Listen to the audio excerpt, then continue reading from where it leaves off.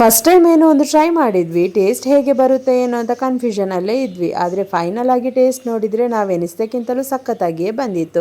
Hi all, ಇವತ್ತಿನ mini ವ್ಲಾಗಲ್ಲಿ ನಾನೊಂದು ತಿಂಡಿ ರೆಸಿಪಿಯನ್ನು ನಿಮ್ಮ ಜೊತೆ ಶೇರ್ ಮಾಡ್ತೇನೆ ಆಯಿತಾ. ಮೊದಲು ಒಂದು ಬಾಣಲೆಗೆ 2 ಸ್ಪೂನ್ನಷ್ಟು ತುಪ್ಪ ತಗೊಂಡು ಅದರಲ್ಲಿ ತುರಿದಿಟ್ಟಂಥ ತೆಂಗಿನಕಾಯಿಯನ್ನು ಚೆನ್ನಾಗಿ ತುಪ್ಪದಲ್ಲಿ ಫ್ರೈ ಮಾಡ್ಕೊಳ್ಬೇಕು. ಮತ್ತು ಇದಕ್ಕೆ ಯಾವುದೇ ಬಾಳೆಹಣ್ಣಾದರೂ ಕೂಡ ಪರವಾಗಿಲ್ಲ, ಅದನ್ನು ಸಣ್ಣ ಸಣ್ಣದಾಗಿ ಕಟ್ ಮಾಡಿಕೊಂಡು ಅಥವಾ ಸ್ಮ್ಯಾಶ್ ಮಾಡಿಕೊಂಡು ನಾವು ತುಪ್ಪದಲ್ಲಿ ಫ್ರೈ ಮಾಡಿದ್ವಲ್ಲ ಆ ತೆಂಗಿನಕಾಯಿ ಜೊತೆಗೆ ಇದನ್ನು ಕೂಡ ಹಾಕಿ ಮಿಕ್ಸ್ ಮಾಡಬೇಕು. ಮತ್ತು ರುಚಿಗೆ ತಕ್ಕಷ್ಟು ಶುಗರ್ ಅಥವಾ ಬೆಲ್ಲ ಆ್ಯಡ್ ಮಾಡ್ಕೊಳ್ಬೇಕು. ನಾವಿಲ್ಲಿ ಶುಗರ್ ಆ್ಯಡ್ ಮಾಡ್ಕೊಂಡಿದ್ದೇವೆ. ಮತ್ತು ಸ್ವೀಟ್ನೆಸ್ ನೋಡ್ಕೊಳ್ಳಿ, ಬಾಳೆಹಣ್ಣಿದ್ದು ಜಾಸ್ತಿ ಸ್ವೀಟ್ ಇದ್ದರೆ ಸ್ವಲ್ಪ ಕಮ್ಮಿನೇ ಶುಗರ್ ಹಾಕ್ಕೊಳ್ಳಿ. ಮತ್ತು ಇದಕ್ಕೆ ಶುಗರ್ ಏನು ಹಾಕಿದ್ದೇವಲ್ಲ ಅದು ಬಾಳೆಹಣ್ಣು ಮತ್ತು ತೆಂಗಿನಕಾಯಿ ಜೊತೆ ಸರಿಯಾಗಿ ಮೆಲ್ಟ್ ಆಗಬೇಕು.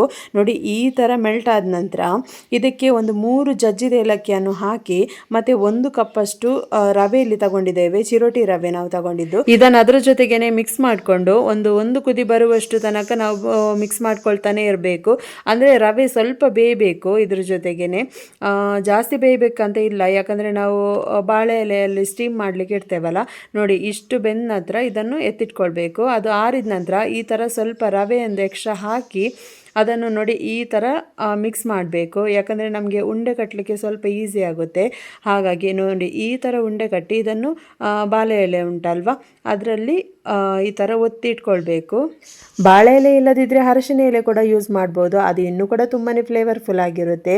ನೋಡಿ ಇಷ್ಟೇ, ಇದನ್ನು ಚೆನ್ನಾಗಿ ಮಡಚಿಟ್ಕೊಂಡು ಒಂದು 10 ನಿಮಿಷ ಇಡ್ಲಿ ಕುಕ್ಕರಲ್ಲಿ ಇದನ್ನು ಬೇಯಿಸಬೇಕು. ಅಷ್ಟೇ ಇದರ ಕೆಲಸ, ಬೇರೆ ಏನು ಕೂಡ ಇಲ್ಲ. ತುಂಬಾ ಈಸಿಯಾಗಿರುತ್ತೆ.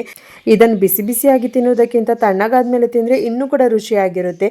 ತುಂಬಾ ಈಸಿಯಾಗಿದೆ ಅಲ್ವಾ, ತುಂಬಾ ಟೇಸ್ಟಿಯಾಗಿ ಕೂಡ ಇರುತ್ತೆ. ನೀವು ಕೂಡ ಟ್ರೈ ಮಾಡಿ, ಹೇಗಿತ್ತು ಅಂತ ನನಗೆ ಕೂಡ ಕಮೆಂಟ್ ಮಾಡಿ. ಮತ್ತು ಸಬ್ಸ್ಕ್ರೈಬ್ ಮಾಡೋದನ್ನು ಕೂಡ ಮರಿಬೇಡಿ ಆಯಿತಾ. ಇದಕ್ಕೆ ನಾವಿಟ್ಟಿರುವ ಹೆಸರು ಬನಾನಾ ರವಾ ಅಡ. ನಿಮಗೆ ಬೇಕಿದ್ರೆ ನೀವು ಬೇರೆ ಹೆಸರು ಕೂಡ ಇಟ್ಕೊಳ್ಬೋದು. ಇಷ್ಟೇ ಇವತ್ತಿನ ವಿಡಿಯೋ. ನೆಕ್ಸ್ಟ್ ವಿಡಿಯೋದಲ್ಲಿ ನಿಮ್ಮನ್ನು ಮೀಟ್ ಆಗ್ತೀನಿ. ಅಲ್ಲಿಯವರೆಗೂ ಟೇಕ್ ಕೇರ್.